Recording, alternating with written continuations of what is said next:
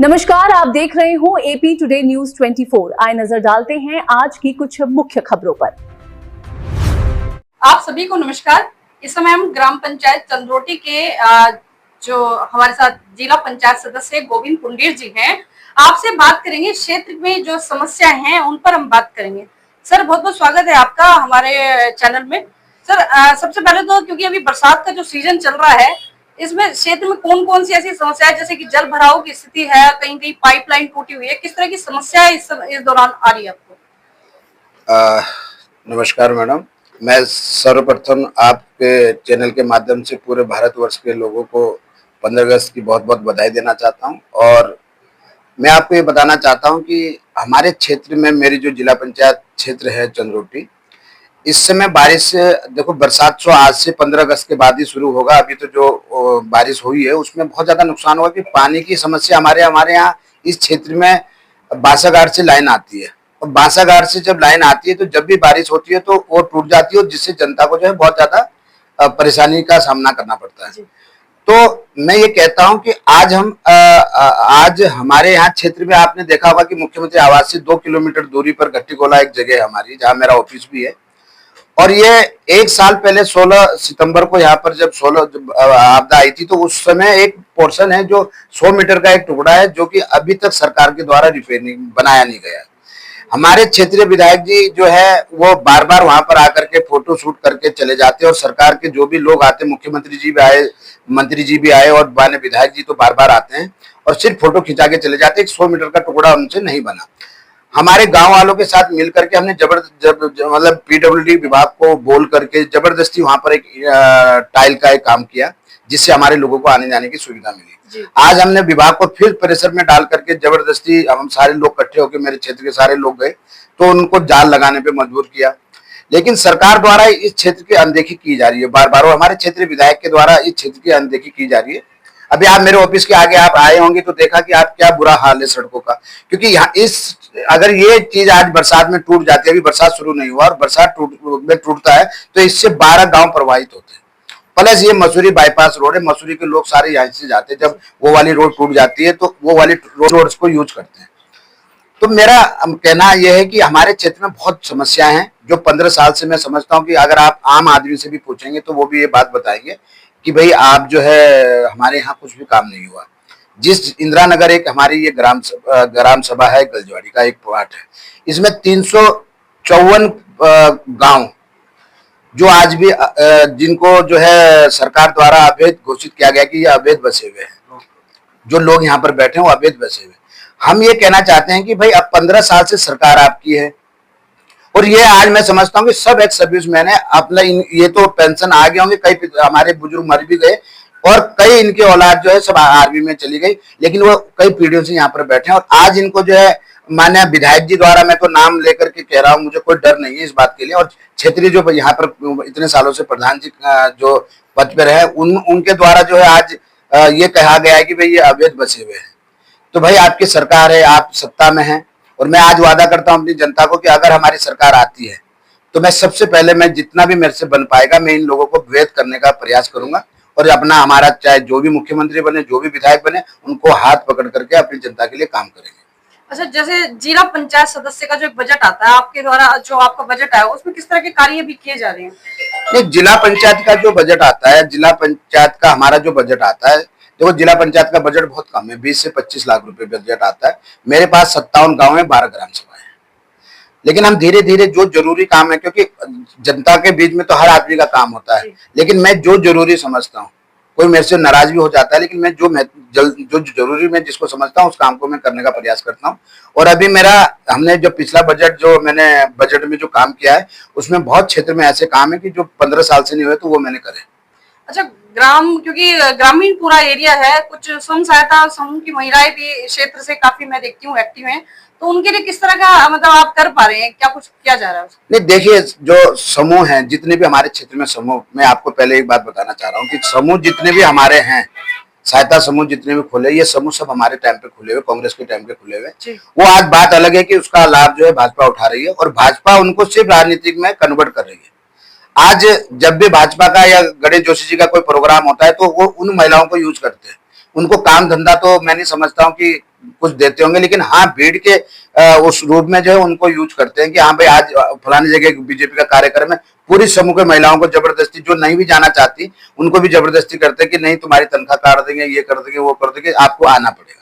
तो ये सहायता जो समूह है, हमारी जब सरकार आएगी जो हमारे से बन पाएगा, और हमने ही इनका जो भी आज तक करा है वो कांग्रेस के टाइम पे हुआ है, बीजेपी ने तो सिर्फ इनको जो है भीड़ के रूप में जो है यूज किया है। और हमारी जब सरकार आएगी हम अपने समूह की जितनी भी महिलाएं हैं, हम कहते हैं आप राजनीति के लिए मत करो, आप ना कांग्रेस के लिए करो ना भाजपा के लिए करो, आप अपने काम के करो जिससे आप जो है अपना रोजगार कुछ कर पाए। अच्छा, जनता यदि आपको दोबारा से मौका देती है तो कौन सी ऐसी प्राथमिकता है जो आपकी रहेगी?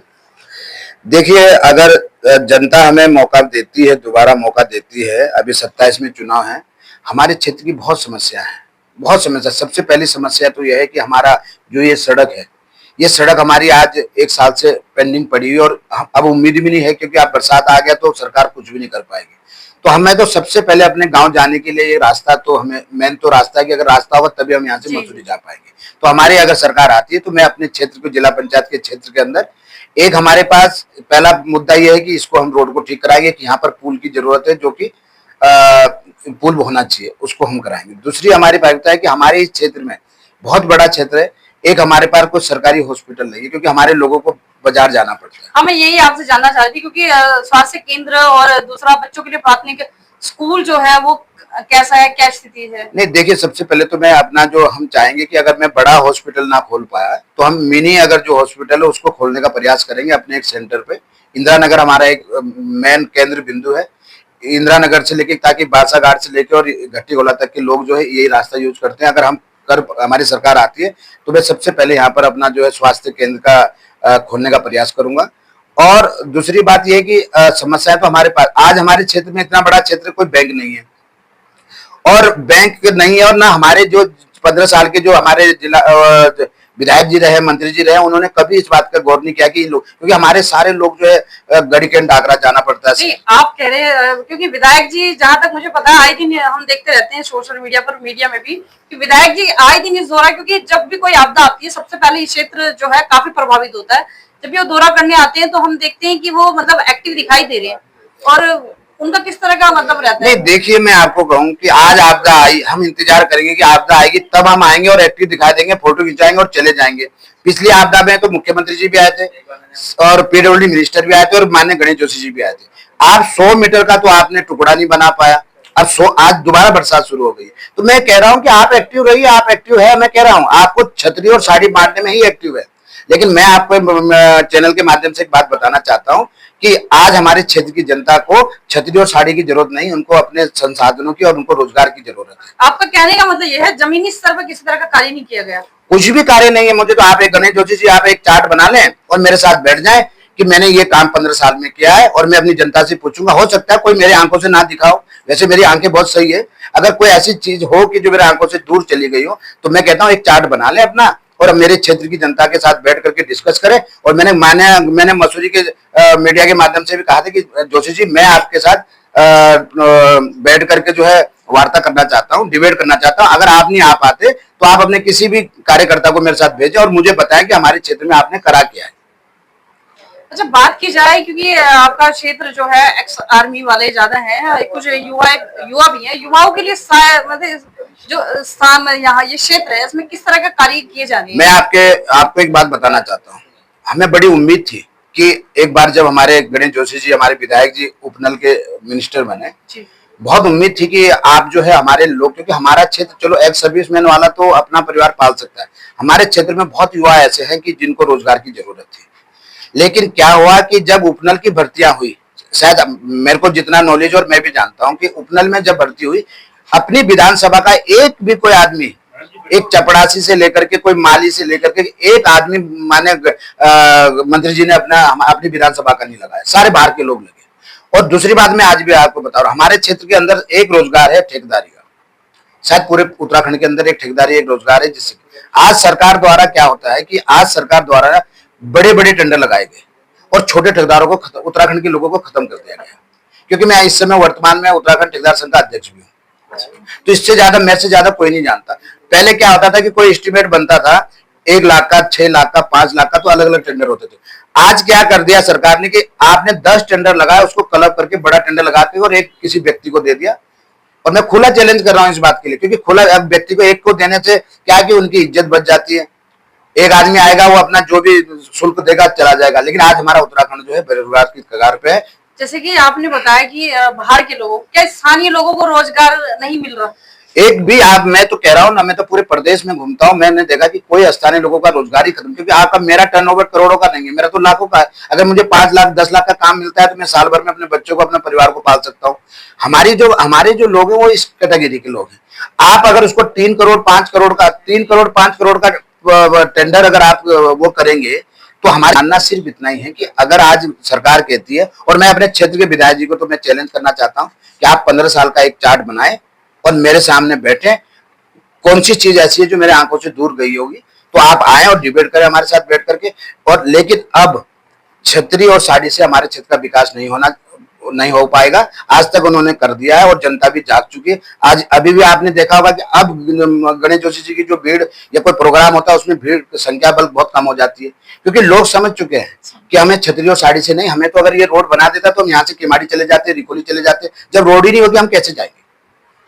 अच्छा, समाज के लिए अपने क्षेत्र वासियों को क्या कहना चाहेंगे आप? मैं अपने क्षेत्र के वासियों के लिए बस यही कहना चाहता हूँ कि पार्टियां तो आती है चली जाती है, आज बीजेपी है, कल कांग्रेस आएगी, लेकिन जो भी आपने जनप्रतिनिधि चुना उसको ईमानदारी से चुने और उससे काम, अपने क्षेत्र के जो विकास का जो कार्य है उसको कराए। और किसी भी लालच में, किसी भी छतरी या साड़ी की लालच में न जा करके, आज मैं कहता हूं कि हमारी क्षेत्र की जनता बहुत जागरूक है, बहुत पढ़े लिखे, सब एक्स सर्विस मैन है, पढ़े लिखे लोग हैं। लेकिन गणेश जोशी का जो काम करने का तरीका था वो हमने आपको बता दिया है कि आज के बाद उन्होंने को ये मानना पड़ेगा कि हमें धरातल पे काम करना पड़ेगा। और जब से मैं जीता हूं, मैं आप जनता से पूछ भी लीजिए, गणेश जोशी जी रात के 10-10 बजे रात को आते हैं लोगों से बात करने के लिए। हमने मजबूर कर दिया विधायक जी को। विधायक जी से मेरी कोई दुश्मनी नहीं है, लेकिन काम के लिए हम काम करेंगे तो आपको भी काम करना पड़ेगा, ये हमारा कहना है।